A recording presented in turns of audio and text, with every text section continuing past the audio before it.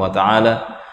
Wa nasallallahu subhanahu wa ta'ala, kita memohon kepada Allah melalui nama-namanya yang husna, melalui sifat-sifatnya yang mulia, mudah-mudahan ilmu yang sampai kepada kita Allah jadikan sebagai ilmu yang bermanfaat, dan mudah-mudahan majelis kita pada malam hari ini Allah jadikan sebagai majelis yang diberkahi oleh Allah subhanahu wa ta'ala. Amin. Jamaah rahimani wa rahmatullah, bapak-bapak dan ibu-ibu yang dirahmati oleh Allah subhanahu wa ta'ala, kita masih pada bab tentang fadlu qiraatil Quran, bab tentang keutamaan membaca Al-Quran, dan juga bab berikutnya insyaallah al-amr bi ta'ahudil Quran wa tahdhir min ta'ridihi lin-nisyan. Ya, bab perintah untuk menjaga hafalan Al-Quran dan ancaman bagi yang melupakan Al-Quran.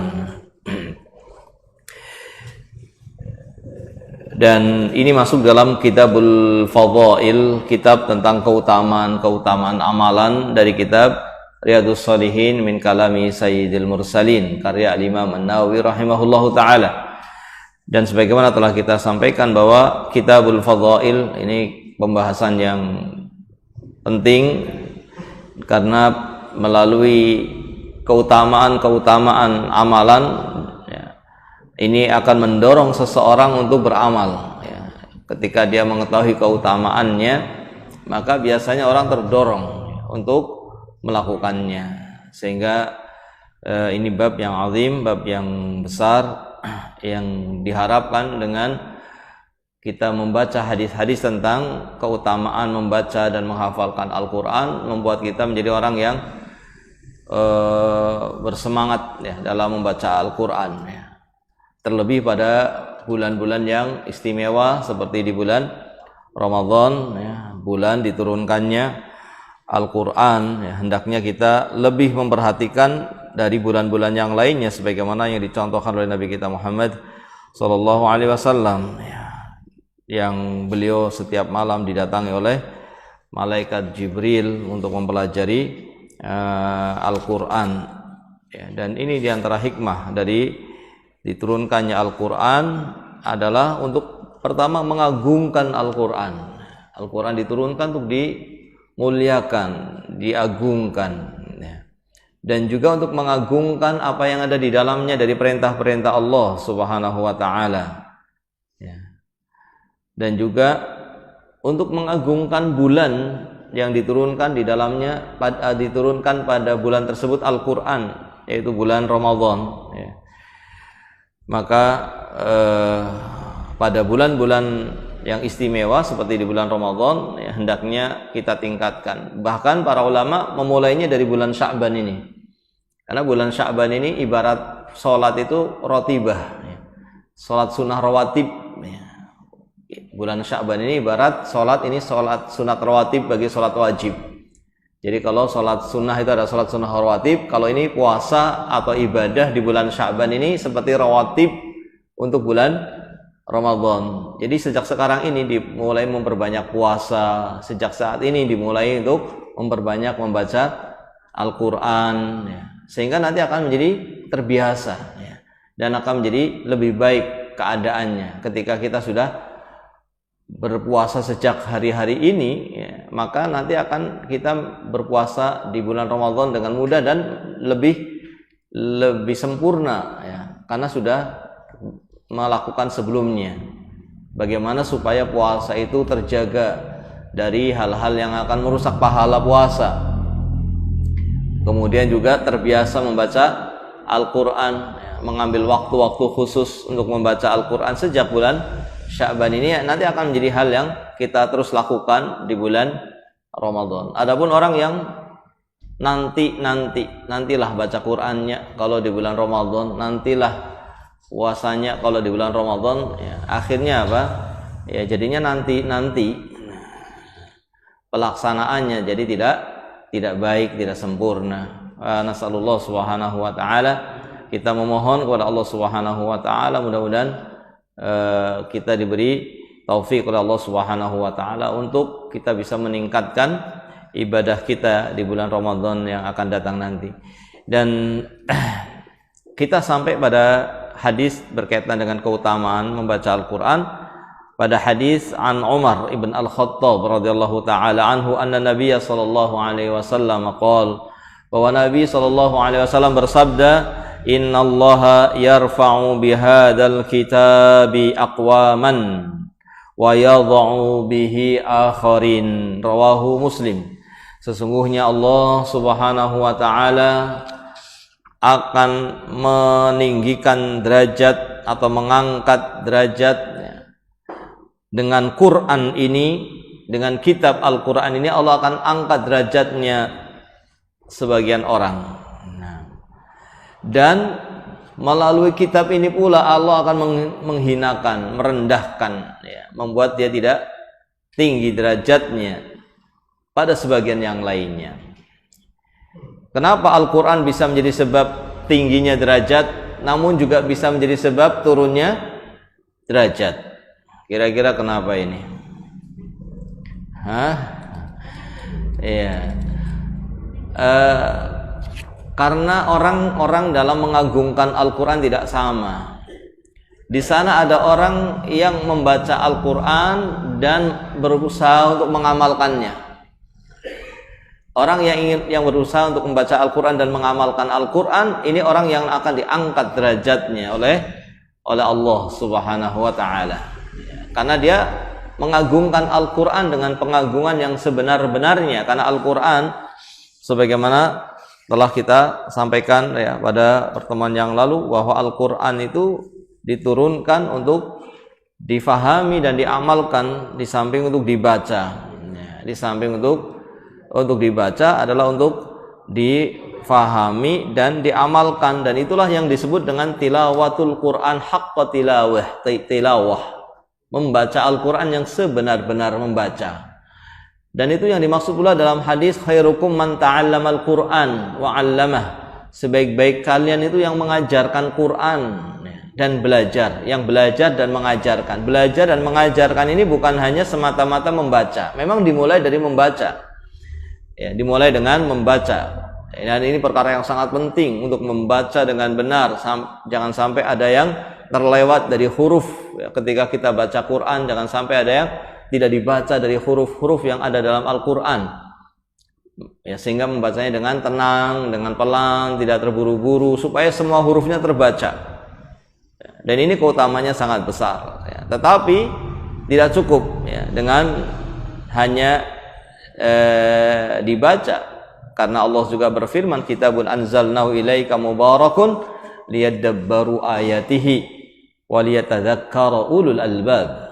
Kitab Al-Quran kami turunkan kepadamu wahai Muhammad sallallahu alaihi wasallam sebagai kitab yang penuh dengan kebaikan, agar manusia memahami apa yang diturunkan oleh Allah Subhanahu wa taala dari ayat-ayatnya, dan agar manusia mengamalkan. Yang disebutkan di sini adalah ulul albab, agar mereka yang memiliki akal, orang-orang yang berpikir, mengamalkan, mengambil pelajaran dari apa yang dibaca dari Al-Quran. Dan Allah mencela orang yang tidak mau mentadabburi Al-Quran dalam ayat afala yatadabbarunal Quran. Mengapa mereka tidak mentadabburi Al-Quran? Am ala qulubin aqfaluha, apakah hati-hati mereka sudah dikunci gitu. Maka dengan Al-Quran ini Allah meninggikan derajat manusia sebagian kaum, namun dengan Quran ini Allah turunkan, Allah rendahkan. Mengapa? Karena satunya membaca tapi tidak mau mengamalkan, yang satunya lagi membaca dan mengamalkan. Siapa yang diangkat derajatnya? Yang membaca dan mengamalkan gitu. Dan siapa yang diturunkan? Yang membaca tapi tidak ada keinginan untuk mengamalkan. Makanya pada pertemuan yang lalu kita baca permisalan yang dicontohkan oleh Nabi kita Muhammad SAW. Ada orang mukmin yang membaca Quran, ada orang mukmin tapi tidak baca Quran. Ada orang munafik baca Quran. Ada orang munafik juga tidak baca Quran. Dipermisalkan dengan apa? Dipermisalkan dengan buah, ya kan?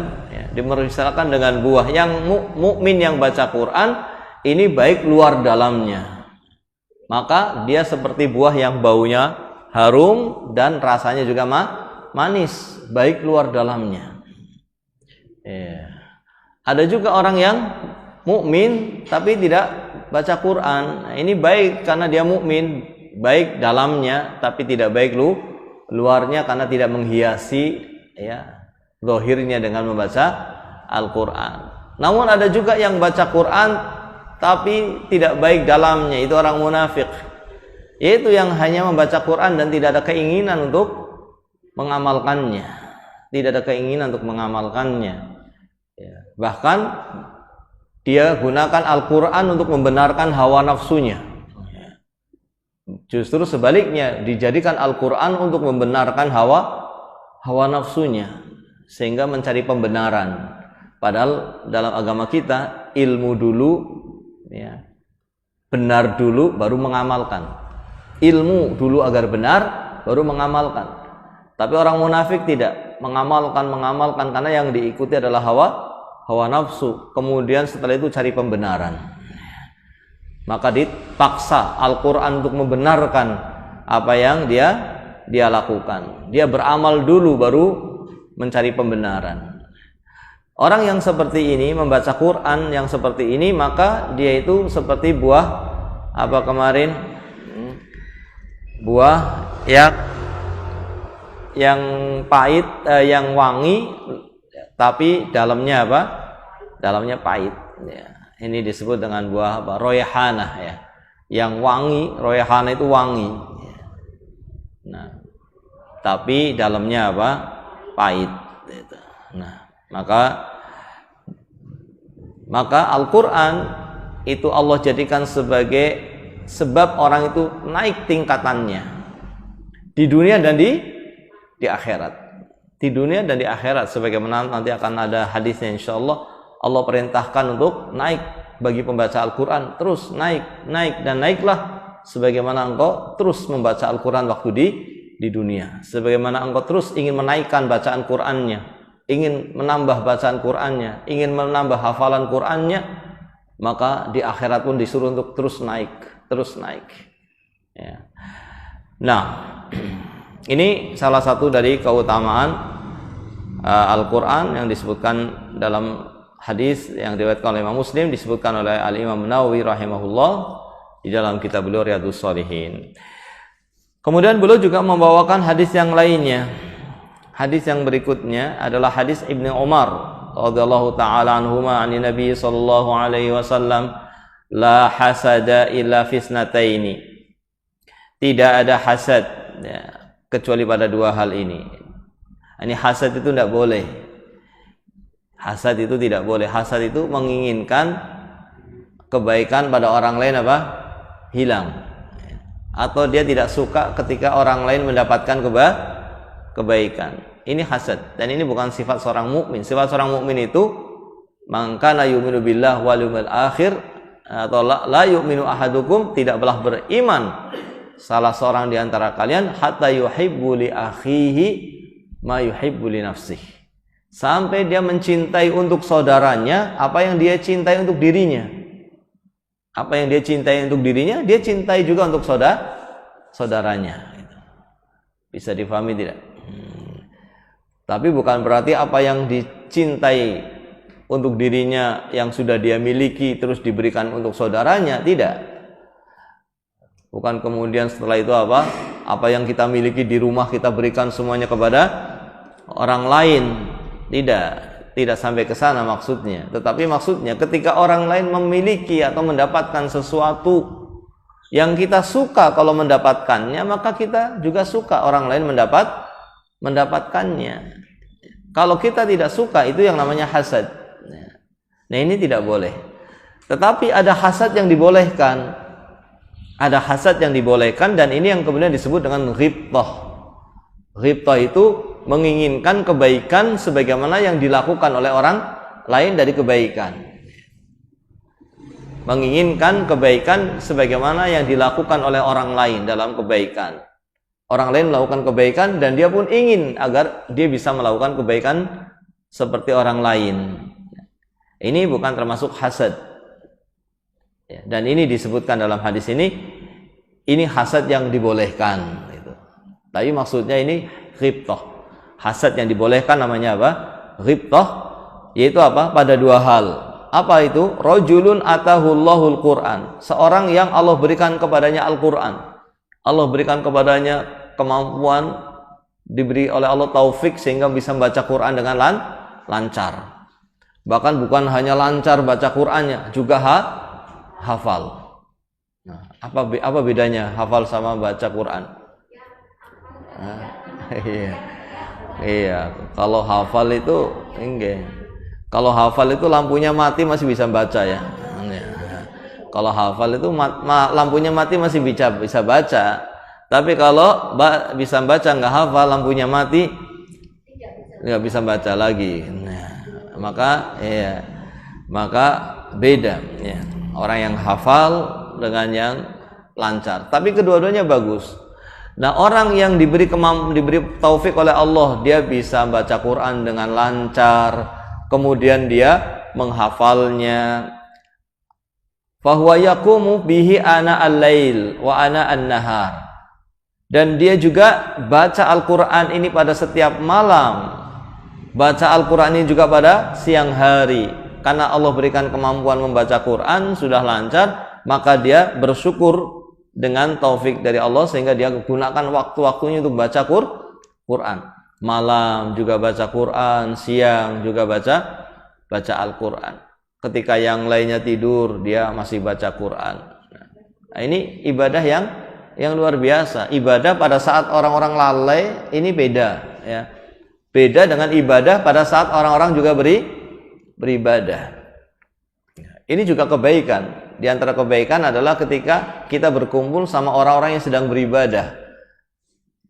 Apa pengaruhnya? Pengaruhnya kita jadi ikut beribadah karena kita kumpul di masjid, yang lainnya lagi baca Quran, maka kita pun tertarik untuk mengambil Quran.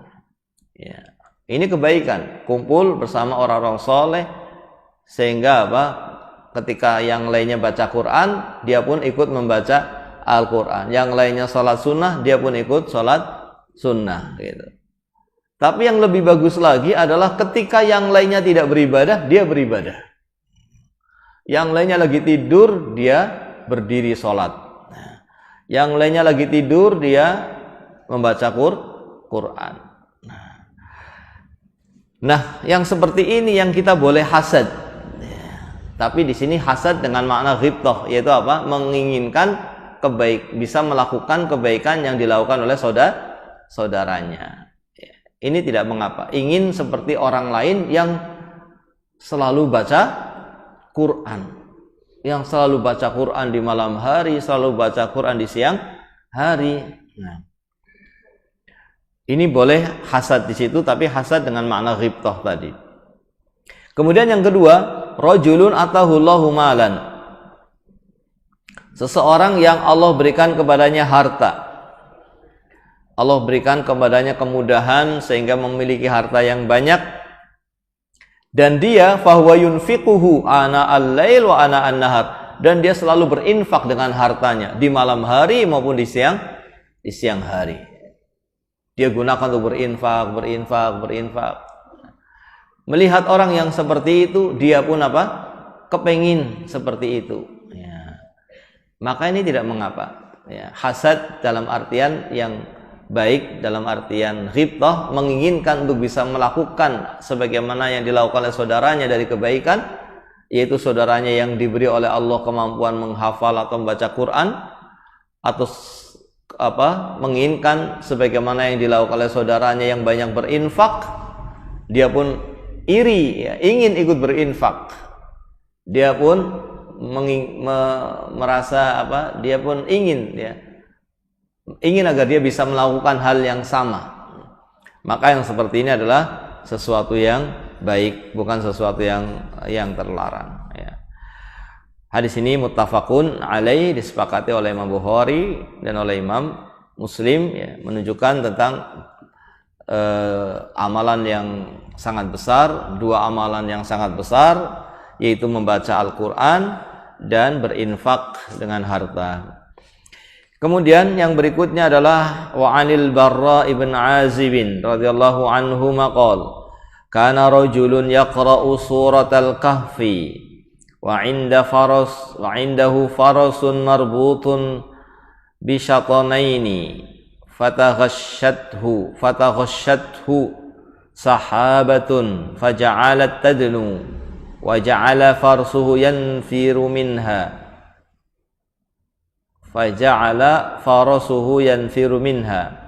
falamma asbaha atan nabiyya sallallahu alaihi wasallam fadzakara dzalika lahu faqala tilkas sakinatu tanazzalat lil Qur'an muttafaqun alaih.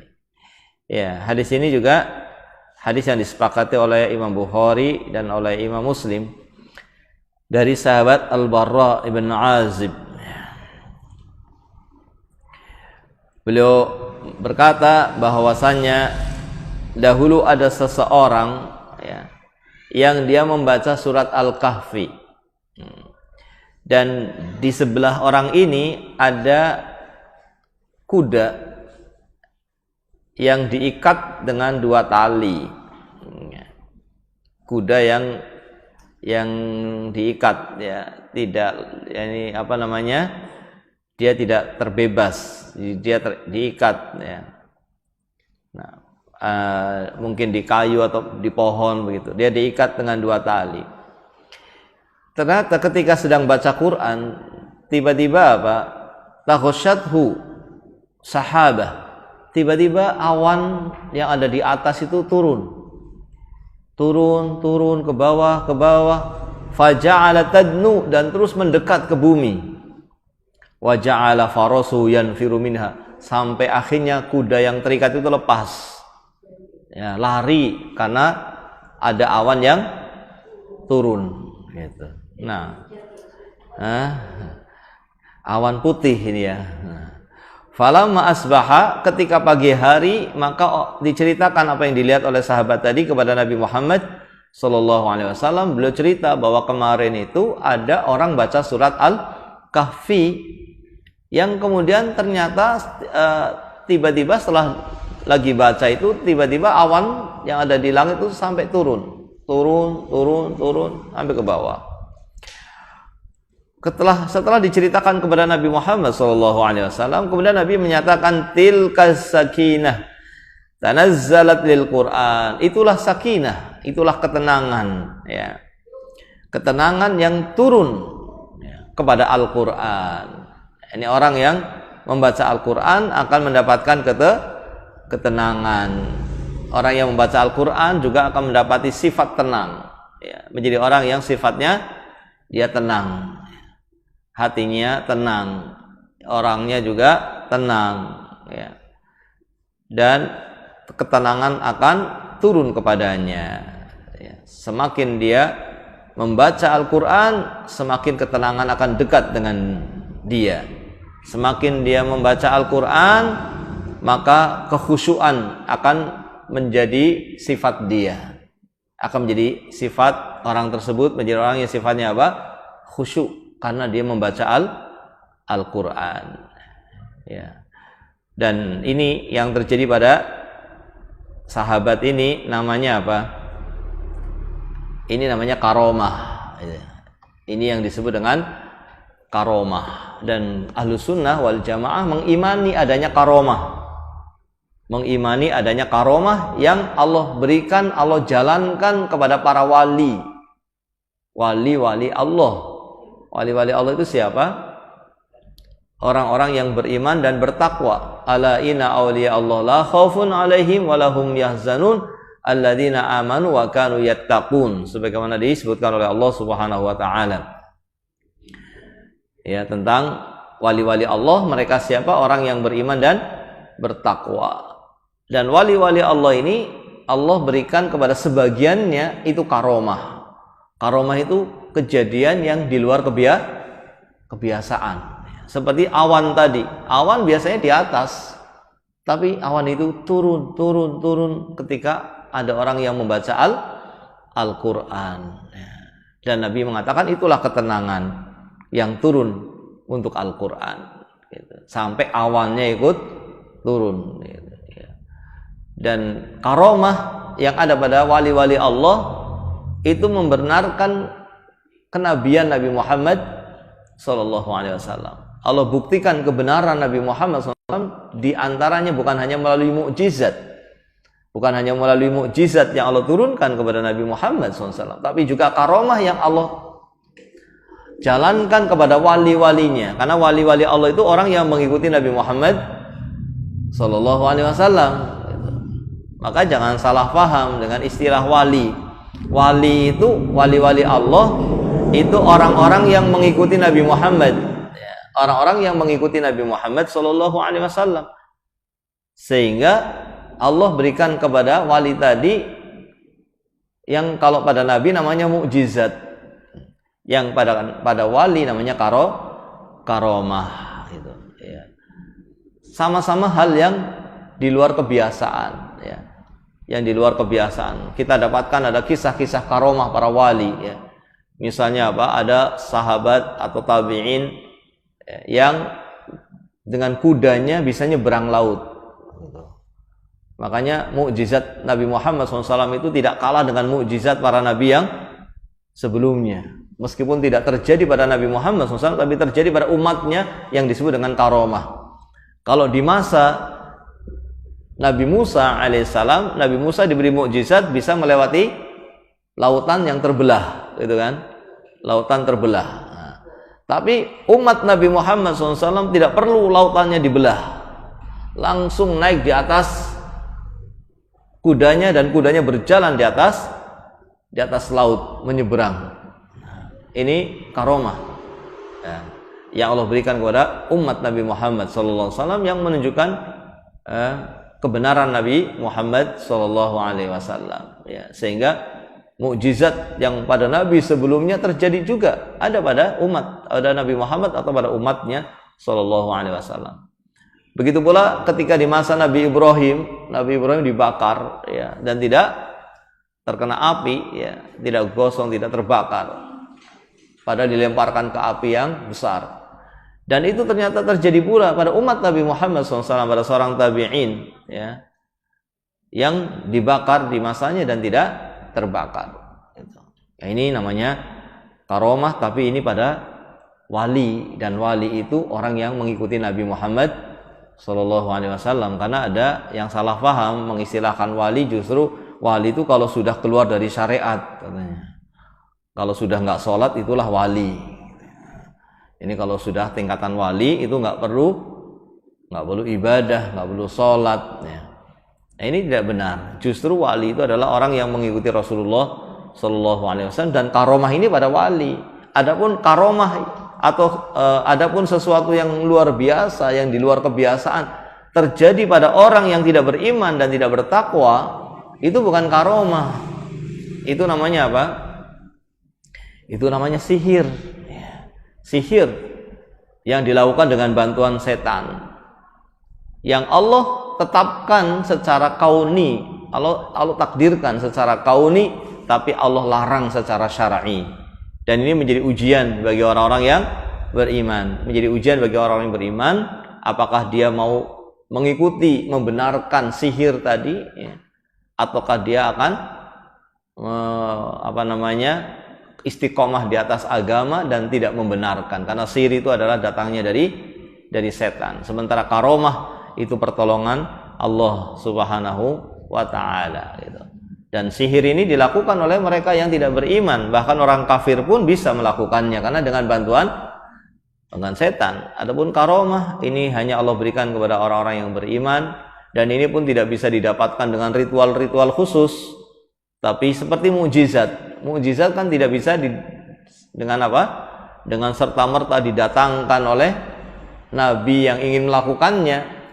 Nabi Musa alaihissalam ketika Allah ingin membelah lautan, dia tidak tahu kalau lautan mau dibelah, ya, terbelah. dengan tongkat, ya, maka dia tidak melakukan apapun dengan tongkatnya sampai ketika Allah perintahkan untuk melemparkan tongkatnya, barulah beliau lemparkan, sehingga bukan sesuatu yang beliau ketahui sebelumnya. Jadi kalau ada pertunjukan-pertunjukan yang disiapkan sebelumnya, nanti akan ditusuk tidak mempan, nanti akan dilindas mobil tidak mempan, ini sudah dipersiapkan seperti ini bukan karomah. Ya, ini namanya apa? Sihir, ya, dengan bantuan setan. Nas'alullah salamah, jangan sampai kita tertipu, ya, dengan sihir sehingga tidak bisa membedakan antara karomah dengan sihir. Karomah itu adalah pertolongan Allah sebagaimana mukjizat yang Allah berikan pada Nabi dan diberikan kepada orang-orang yang beriman dan bertakwa. Ya, apa yang disebutkan dalam hadis yang disepakati oleh Bukhari Muslim ini dari hadis Barra ibn Azib ini menunjukkan karomah yang Allah berikan kepada sahabat Nabi Muhammad sallallahu alaihi wasallam, ya, untuk diperlihatkan kepada hamba-hambanya agar semakin menambah iman.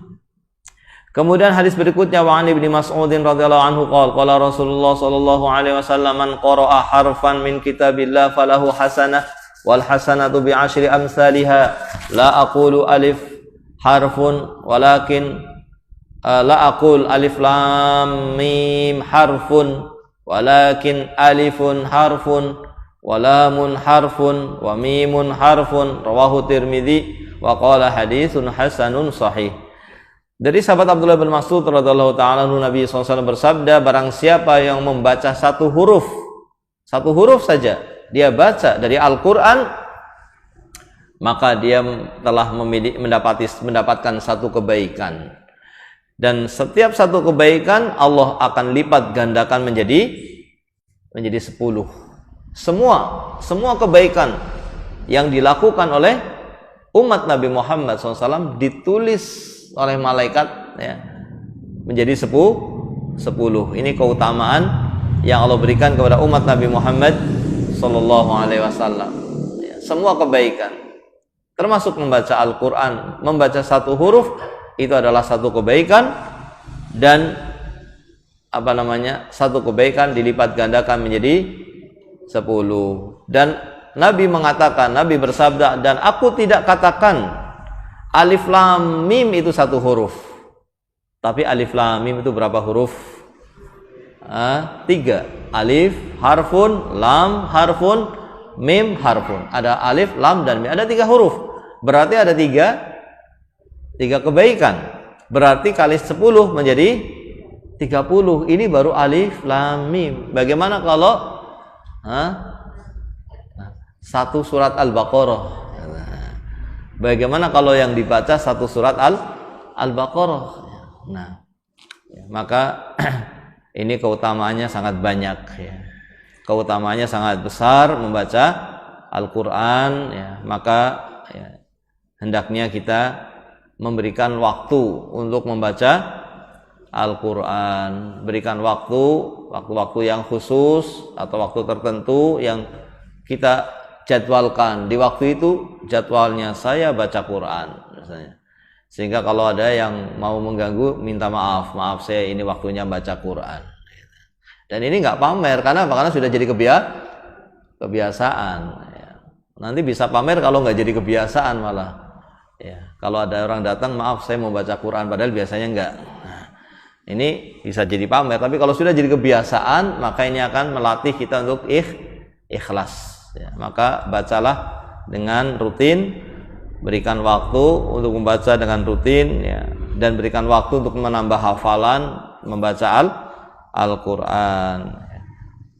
Baik, wallahu taala a'lam bishawab. Kemudian hadis berikutnya adalah hadis Abdullah bin Abbas radhiyallahu taala anhuma qala Rasulullah sallallahu alaihi wasallam, innal ladzi laysa fi jawfi syai'un minal Qur'an kal baitil kharib. Hadisun hasan sahih. Diriwayat rawahu Tirmidzi qala hadisun hasan sahih. Dikatakan oleh Imam Tirmidzi hadis ini hasan sahih, tapi oleh para ulama yang lainnya dikatakan lemah. Namun dari sisi makna sahih, yaitu barang siapa atau orang yang tidak membaca Quran, tidak mengisi kerongkongannya dengan Al-Quran, di dalam kerongkongannya, di dalam pita suara di kerongkongan itu tidak ada suara Al-Quran, ini seperti rumah yang yang sudah ditinggalkan oleh penghuninya. Rumah yang apa namanya itu? Ya. Rumah kosong yang sudah lama ditinggalkan oleh isinya mungkin sudah banyak jinnya di situ sudah. Karena sudah tidak ditempati oleh manusia. Tidak ditempati oleh manusia, maka ditempati oleh makhluk yang lain. Ini begitu pula orang yang tidak membaca Al-Quran, seperti itu keadaannya, seperti rumah kosong yang sudah lama ditinggalkan oleh pemiliknya, tidak dihuni lagi oleh pemiliknya. Kemudian hadis berikutnya, an Abdullah bin Amr bin Al-As radhiyallahu anhuma anin Nabi sallallahu alaihi wasallam, dari sahabat Abdullah bin Umar radhiyallahu ta'ala anhuma dari Nabi sallallahu alaihi wasallam, beliau bersabda, yuqalu li sahibil Quran, akan dikatakan kepada orang yang selalu membaca Al-Quran di dunia, akan dikatakan nanti di akhirat, iqra wartaqi, bacalah dan terus tambahlah bacaan Al-Qur'anmu, warattil, bacalah dengan tartil, kama turattil fid dunya, iqra wartaqi, bacalah dan naiklah, bacalah dan naiklah. Yani di sini dinaikkan kedudukannya di akhirat, ya, bacalah dan naiklah, ya. Fa inna manzilataka inda akhiri ayatin taqra'uha, sesungguhnya kedudukan seseorang, tingkatan seseorang di akhirat nanti di surganya Allah itu pada tingkatan akhir dia membaca Al-Quran. Ya, kalau dia selalu menghatamkan Al-Quran, maka dia akan berada pada tingkatan yang tinggi di akhirat. Ya, maka hendaknya menjadi orang yang senantiasa menghafalkan Quran, ya, bukan hanya di bulan Ramadan, ya, tetapi juga di luar Ramadan, ya, berusaha untuk terus dilanjutkan membaca Al-Quran dan menghatamkannya. Jadi menghatamkan Al-Quran itu jangan hanya dilakukan di bulan Ramadan saja, supaya nanti di akhirat pun tingkatan kita tinggi, karena semakin kita banyak membaca Al-Quran, semakin tinggi kedudukan kita di akhirat, ya. Wallahu ta'ala a'lam bishawab, ya. Ternyata bab yang berikutnya belum kita bisa baca, yaitu bab tentang menghafal dan ancaman dari melalaikan, bab tentang menghafal dan ancaman dari melalaikan menghafal, melalaikan apa yang sudah dihafal, ya, sehingga dilupakan. Insyaallah kita sampaikan pada pertemuan berikutnya. Kita cukupkan setelah masuk waktu Isya. Subhanakallahumma wa bihamdika asyhadu an la ilaha illa anta astaghfiruka wa atubu ilaik. Assalamualaikum warahmatullahi wabarakatuh.